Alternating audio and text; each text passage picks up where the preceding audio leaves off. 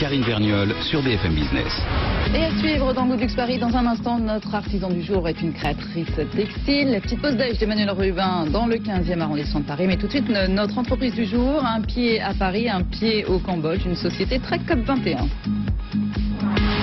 Good Luxe Paris, Made in Paris. Aymeric Bellamy-Bonne, bonjour. Bonjour Karine. Vous êtes le dirigeant des Soirées du Mékong qui vient de signer un partenariat avec la fondation d'entreprise Hermès. Les Soirées du Mékong, c'est une marque de foulard haut de gamme en soie pour la femme et l'homme. Mais c'est un petit peu plus que ça, parce que l'histoire commence par une association et un engagement. Exactement, au tout début, c'est l'idée de deux associations qui s'appellent Enfants du Mékong et Espoir en Soie, qui ont décidé de réintroduire ce savoir-faire qui avait disparu dans un tout petit village du Cambodge qui s'appelle Bontetchmar. Et au fur et à mesure, ce projet associatif a grandi, a pris de plus en plus d'importance et on a décidé en 2009 vraiment de créer une société qui commercialise ses produits, qui soit à la rencontre à la fois du savoir-faire, du tissage à la main et à la fois d'un projet social fort, puisqu'au Cambodge nous formons et nous accompagnons des artisans. Donc c'est vraiment ça, quand je disais vous êtes un pied à Paris, un pied au Cambodge. Ça commence par des dessins, une conception, si j'ose dire, à Paris, et ensuite la fabrication, l'artisanat au Cambodge. Comment ça se passe? Oui, tout à fait. En fait, c'est toute la création est imaginée dans notre bureau style en France, avec une créatrice française qui s'est tissée. Et puis, une fois qu'on a ces dessins, eh ben, on a notre équipe sur place au Cambodge qui va y réaliser des tests et ensuite les tisser à la main. Donc, il faut vraiment imaginer, quand vous dites entre Paris et Bontetchmar, justement, on est vraiment au fin fond du Cambodge, dans un tout petit village. Il n'y a pas d'eau courante, l'électricité commence à être installée un petit peu. Vous vivez au rythme des métiers à tisser. Et puis vous avez donc ces tisserandes qui réalisent les différentes pièces et ensuite qui sont commercialisées pour la grande partie en France et un petit peu aussi en Europe. Alors on va revenir sur la commercialisation dans un instant. Et du coup, est-ce qu'on pourrait s'arrêter un petit peu sur la particularité de ces foulards et de ces étoiles? Bien sûr. Alors la particularité, c'est le tissage à la main. C'est donc on travaille essentiellement la soie, 95% des produits sont réalisés en 100% soie. Et la particularité, c'est qu'on va teindre ce fil et ensuite on va les agencer pour pouvoir réaliser du tissage et réaliser ces foulards. Alors, le tissage à la main, c'est vrai qu'on ne connaît pas forcément. Il faut environ une semaine pour préparer un métier à tisser sur lequel on va pouvoir ensuite réaliser environ 70 foulards. Et il faut un chiffre à retenir, c'est que pour une pièce, à réaliser seulement un foulard, il va falloir entre 8 heures jusqu'à 15 heures de travail, comme le foulard que je porte actuellement. Et 14 000 fils. Et alors 14 000 fils, c'est le temps de... Comme tout est teint en fil, vous devez agencer chaque fil dans les peignes pour pouvoir réussir à avoir ensuite le motif désiré. Donc il y a une plus grosse profondeur des couleurs, une plus grande densité. On comprend mieux ainsi la valeur de l'objet. Justement, quand on se vend comme ça sur un produit artisanal, quel circuit de distribution on choisit, Aymeric Bellamy-Bonne? Alors, nous, on a fait le choix justement de viser le haut de gamme, d'être haut de gamme. C'était pour plusieurs raisons. La première, c'est une manière de valoriser aussi le travail de nos artisans qui travaillent qui réalisent ces foulards. Et puis, c'est aussi pour pérenniser le projet. Comme chaque étape est réalisée à la main, on ne fera jamais de grande économie d'échelle, donc on est plutôt sur le côté exceptionnel. On va valoriser les irrégularités, vraiment ce travail fait main. Donc les réseaux de distribution vont être plutôt des boutiques haut de gamme où on a par exemple des boutiques à Paris comme Artidandy, à mon image, qui sont plutôt des concepts hommes. Publicis Doctor aussi distribue nos produits.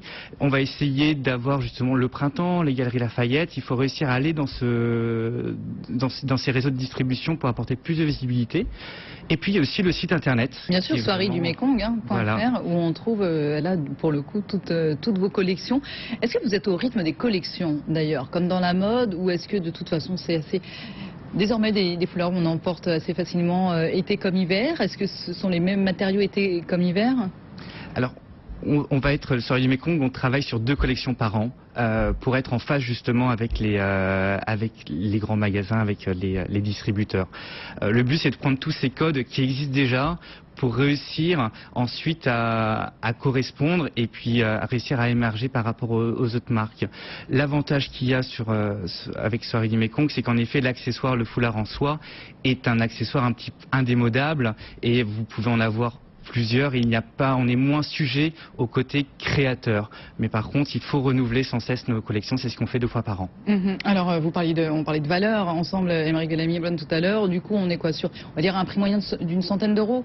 Oui, on est à prix moyen de 100 euros environ. Ça va aller de 55, vraiment le plus petit, jusqu'à 180 euros pour les plus grandes pièces. On disait que vous étiez un pied à Paris, un pied en Cambodge. C'est pas tout à fait vrai, parce que Cambodge, c'est un village spécifique, et à Paris, c'est plutôt du côté d'Asnières que vous êtes. Et c'est important puisque vous avez eu des aides du département des Hauts-de-Seine aussi. Je disais que c'était une entreprise très COP21, parce que, évidemment, on l'a compris, vous êtes aussi dans l'économie sociale et solidaire. Donc ça, ce sont des petits coups de pouce nécessaires quand on est sur ce genre de projet. C'est essentiel, et puis c'est ce qui fait la richesse aussi de Soirée du Mékong. Les Soirées du Mékong, on est vraiment sur la rencontre, comme je vous disais, d'un métier d'art et d'un projet social. Mais aussi c'est la rencontre de toutes les personnes qui ont participé au projet. Le projet a été créé en 2001, il s'accélère énormément aujourd'hui, et il s'accélère grâce justement à des partenaires comme le département du 92, comme vous le disiez tout au début, la fondation d'entreprise Hermès, la fondation Accenture, tous ces partenaires qui permettent justement d'aller plus loin et de dépasser les difficultés du quotidien. Donc des bourses pour le département des Hauts-de-Seine, donc petit coup de pouce financier. Accenture, oui. C'est plutôt sur la formation? Ça va être sur la formation, c'est du mécénat de compétences avec des congés solidaires qui partent à Ban Techmar et qui ont la joie de découvrir ce petit village que je vous conseille d'aller voir d'ailleurs si vous partez au Cambodge. Et vous avez donc des formations pour le management cambodgien.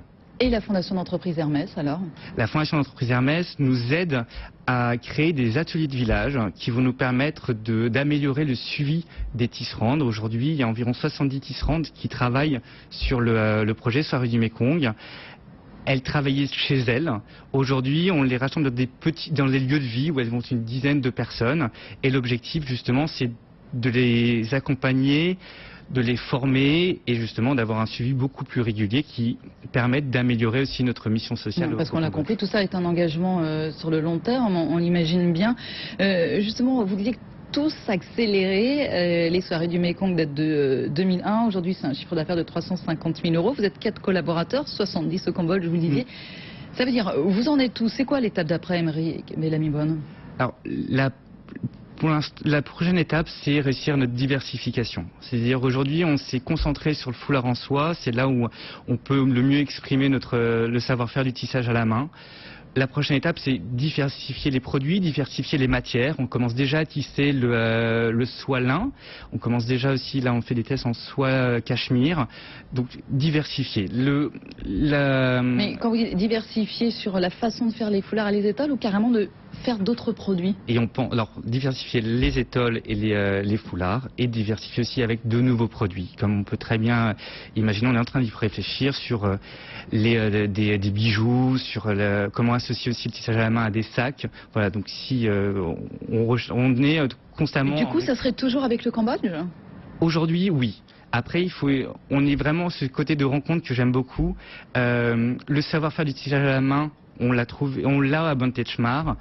On peut très bien imaginer d'autres pays, par exemple si on voulait travailler la broderie, pourquoi ne pas réussir à trouver un atelier de broderie au Pakistan, par exemple, où il y a vraiment ce savoir-faire. Donc voilà, réussir à diversifier aussi nos lieux de production et à chaque fois notre volonté de former et d'accompagner les personnes sur place. Alors vous disiez, c'est développer aussi la distribution, forcément. Vous êtes une petite équipe de 4 personnes, sachant que vous allez régulièrement au Cambodge. Est-ce qu'aujourd'hui vous imaginez grossir un peu, éventuellement embaucher? Oui, alors il faut mettre l'accent sur le côté commercial. Le conseil, le département nous a permis justement d'embaucher pour du contact commercial. Il faut qu'on arrive à continuer là-dessus. Pour le moment, on est en mission avec toujours le département sur Team Export, qui est un programme qui va nous aider justement à démarcher à l'étranger, en Europe. Donc on est sur l'Angleterre, l'Allemagne et l'Autriche. Si ça porte ses fruits, ça nous permettra justement d'embaucher derrière. Est-ce que vous auriez pu en être où vous en êtes aujourd'hui avec les Soirées du Mékong, Aymeric, si vous n'aviez pas eu tous ces petits coups de pouce dont on parlait à l'instant? Non, je pense que le pari est tellement grand que c'est grâce justement à tous ces petits coups de pouce qu'on a réussi à avancer. Le département nous a permis déjà de nous diversifier en termes de matière.